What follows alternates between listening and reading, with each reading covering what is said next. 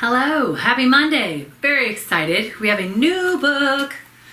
Actually, an old book because we started this before we left for spring break. I don't know if you guys remember. It was called A Land Remembered, and it was a story about a family called the McIvies that lived in the Florida scrub, and they were really struggling to get by when we left off. Tobias, the dad, had been called away to drive cattle because there's a war going on, and so he was taken from his family, kind of forced to go do this work. But it turned out okay because he was able to get a whip out of the deal. So so we kind of pick up with the family back on chapter 6, and we'll just jump right back into it. So chapter 6, and it says, a sharp February wind stung his face as Tobias stood beneath the bare hickory tree watching the squirrel come closer. The leaves were gone now as the patches of wild poke and only the palmetto and cabbage palm trees looked the same as they did in the summer. The squirrel flicked his tail nervously, then it came further down the limb. When the whip cracked, it knocked the small animal out of the tree. Soon as it hit the ground, Tobias grabbed it and put it in his hunting sack along with all the others. Zek had also become an expert with the whip, and he had killed several rabbits with it. It was the only thing keeping meat on the table. So just as a reminder, like back in these days, they didn't have a Publix to go get their meat. They actually had to hunt for their food, and so there's a lot of hunting going on in this story. Tobias folded the whip and he started back along the path to the clearing. His feet made crunching sounds as he walked over thick beds of brown leaves. He thought that tomorrow he would go down to the creek bottom and gather cattail roots, which Emma could then roast and pound into flour. When he reached the garden, he paused for a moment and he looked at the bare ground. He said to himself, next spring I'm going to build a fence stronger and add a few rails. There's bound to be a way to keep critters out. When he came around the side of the barn, he noticed the horse immediately. No rider was in sight, and he thought perhaps Adler had returned for him. He had really been expecting it, but he was hoping it wouldn't happen. Then suddenly a strange man in uniform came from the kitchen, followed by Emma and Zek. The uniform was Confederate gray. The soldier was the same age as Tobias, and he too wore a black beard. Tobias approached the house with dread, remembering what Adler told him to say if any army recruiter came. He said, howdy, and he threw the sack of squirrels onto the stoop floor. The soldier returned with a greeting, and then he said, name's Captain Graham, and I need your help. I can't go to the army, Tobias said quickly. I'm a driver. Well, who do you work for? Adler, Henry Adler. We run from the Alachua Savannah over to the St. Mary's. I'm just home in between drives. Look, I ain't here to put you in the army, so it don't matter if you're a driver or not. Well, if you don't want me to be a soldier, Tobias said, well, what is it that you want me to do? Confused.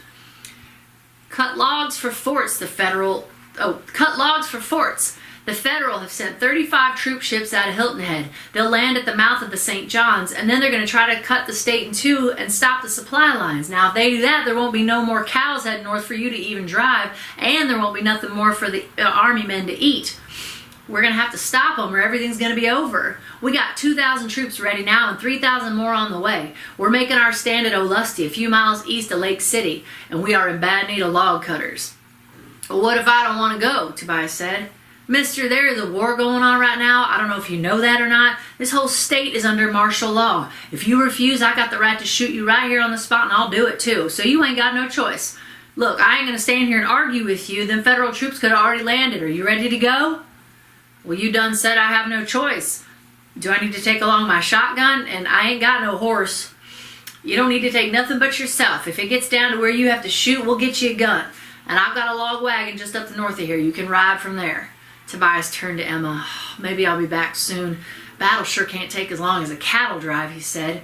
And then he looked at Zek. Now you clean them squirrels for your mama and you take a whip and you get something every day or two for you guys to eat. There's a bunch of rabbits on the patch of winter rye where I take Tuck and Buck every morning, Pa. I'll get one every time I go there.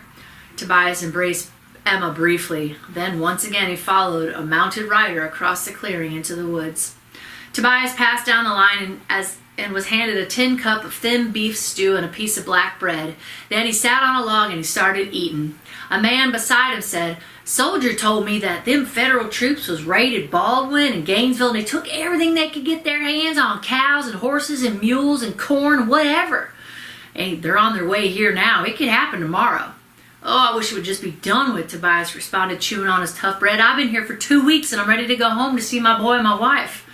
I know what you mean. I don't ever want to cut down another tree. We must have chopped 2,000 logs by now. I guess, and maybe more. They ought to have built a barricade from here to Tallahassee. If we're done with this, I wish they'd just let us go home. The logging camp was 3 miles south of the battle site in a quick forest of hickory, pine, and oak. Logs were carried from here to the forts on huge oxen-drawn wagons.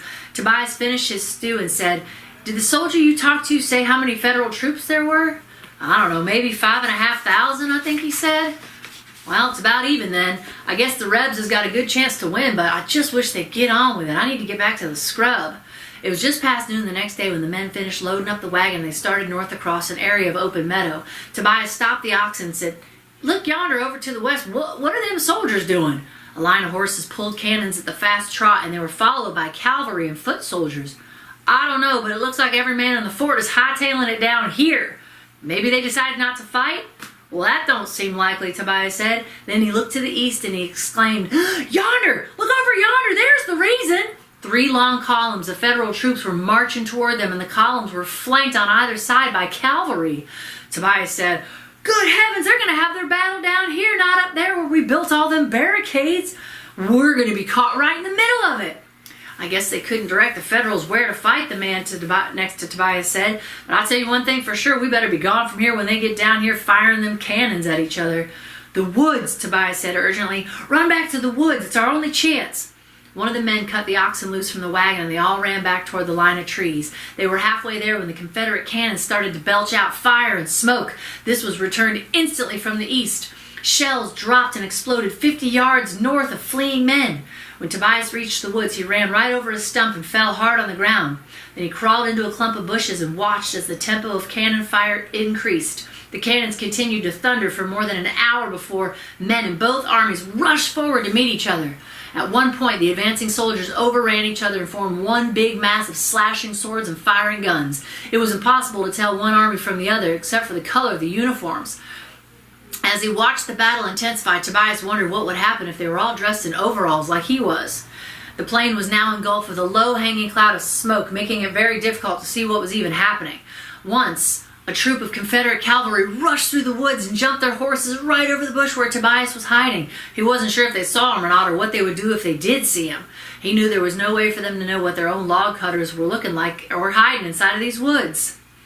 Tobias did not come out of the woods after the battle had passed. It took 4 hours. Finally, a troop of soldiers walked by, and he bravely said, "Is it done now? I'm just one of the log cutters. Is everything done?"